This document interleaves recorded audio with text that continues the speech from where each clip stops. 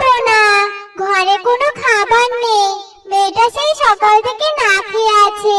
কিছু তো একটা ব্যবস্থা করতে হবে, বলো। তুমি একটা কাজে যাও তো, আর মেয়ের জন্য খাবার নিয়ে আসো। টুনি, আমিও তো কাজ করতে চাই, কিন্তু কি করব বলো? সারাদিন ঘুরে আমি কোনো কাজ খুঁজে পাচ্ছি না।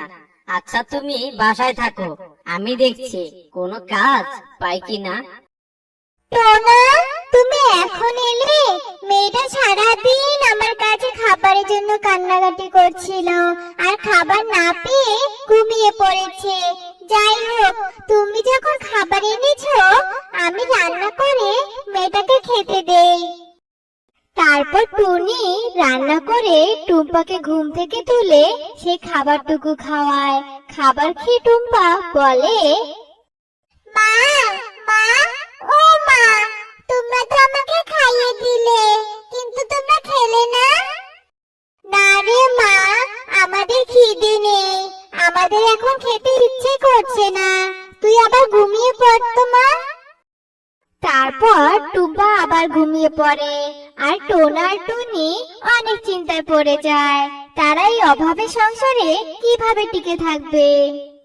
টোনা, ও টোনা, সামনে তো বর্ষাকাল আসছে, আর আমাদের বাড়িটাও ভেঙে যাচ্ছে।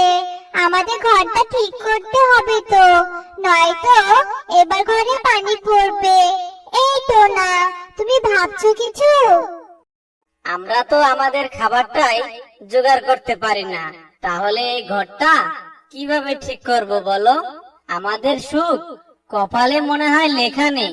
জানি না আমাদের সুখের দিন আর কবে আসবে।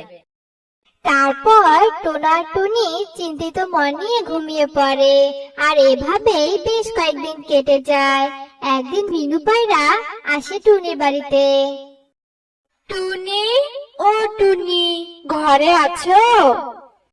কি হয়েছে বোন, তুমি হঠাৎ আমার বাড়িতে এলে যে? এই দিক দিয়েই যাচ্ছিলাম, তাই ভাবলাম তোমার সাথে দেখা করে যাই। টুনি বোন, সামনে তো বর্ষাকাল আসছে, তুমি ঘর ঠিক করবে না? আমিও তো তাই ভাবছি বোন, কিন্তু ঘরে কোনো টাকা কড়ি নেই। কি দিয়ে ঘর মেরামত করব বলো? বুঝেছি, তাই তো বলি, তুমি এত শুকিয়ে গেছো কেন? তো টুনি, তুমি যে সবসময় না খেয়ে থাকো তা আমি বুঝে গেছি। কষ্ট পেও না টুনি বোন, তোমাদের নিশ্চয় সুখের দিন আসবে। এই কথা বলে মিনু পায়রা সেখান থেকে চলে যায়, আর এভাবেই বেশ কয়েকদিন কেটে যায়। দেখতে দেখতে বর্ষাকাল চলে আসে। পুরো বন বৃষ্টিতে ভিজে গেছে। বৃষ্টিতে সবাই নিশ্চিন্তে ঘুমালেও টোনার টুনির যত জ্বালা হয়েছে। হায় হায়, এবার কি হবে? চারদিকে তো অনেক বৃষ্টি হচ্ছে, এবার তো আমাদের ঘরে পানি ঢুকবে টুনি। হ্যাঁ টোনা, ঘর দিয়ে তো পানি পড়া শুরু হয়ে গেছে, দেখো এবার কি হবে টোনা। বৃষ্টিতে টোনা আর টুনির ভাঙ্গা ঘর দিয়ে পানি পড়ছিল, আর ওদের বিছানা অনেকটা ভিজে যায়। মা, মা, ও মা, আমার শরীরে পানি পড়ছে। মা, আমার শরীর ভিজে যাচ্ছে, আমার খুব ঠান্ডা লাগছে। মা, ও মা। মা, তোর ওখানে পানি পড়ছে? আয় মা, তুই আমার এখানে আয়। তারপর টুম্পা ও জায়গা থেকে সরে ওর মায়ের কাছে যায়।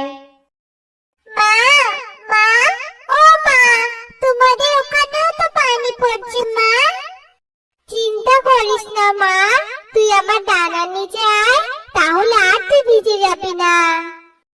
তারপর ছোট্ট টুম্পা টুনির ডানার নিচে যায়, আর টোনা টুনি বৃষ্টিতে ভিজতে থাকে, আর ঠান্ডায় ওরা কাঁপতে থাকে।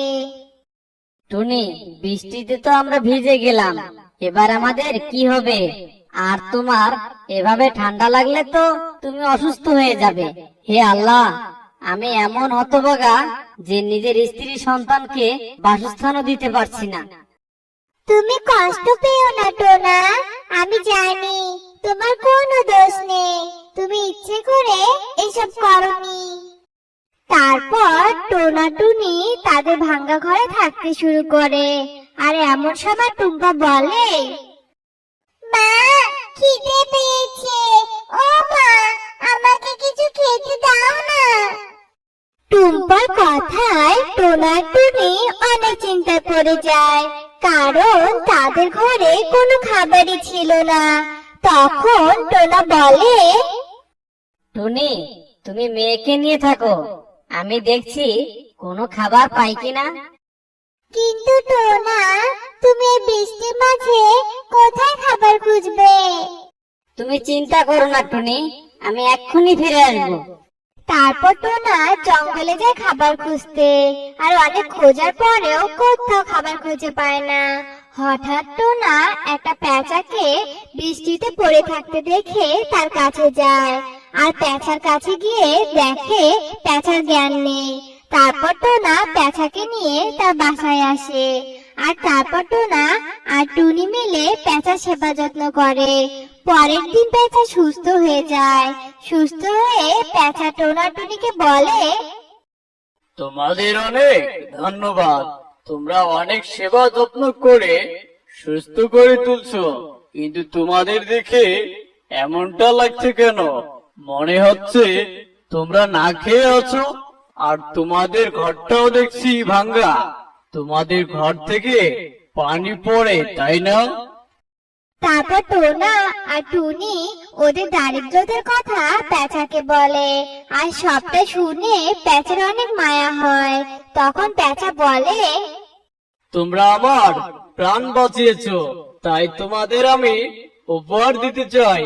এই নাও, এই ছাতাটা। এই ছাতাটা তোমাদের বাড়ির উপরে রাখবে, তাহলে আর তোমাদের ঘরে পানি পড়বে না। এটি একটি জাদুর ছাতা, আর এই ছাতা থেকে স্বর্ণের মোহর পড়বে, যা দিয়ে তোমরা খাবার কিনে খাবে। তবে আমরা আসি এখন। এ কথা বলে পেঁচা সেখান থেকে চলে যায়, আর টোনা আর টুনি ওই ছাতাটি তাদের ঘরের উপরে রাখে। এরপর থেকে ওদের ঘরে আর পানি পড়তো না, আর প্রতিদিন একবার করে সেই ছাতা থেকে স্বর্ণের মোহর পড়তো। আর সেই স্বর্ণের মোহর দিয়ে টোনা আর টুনি অনেক সুখের দিন কাটাতো।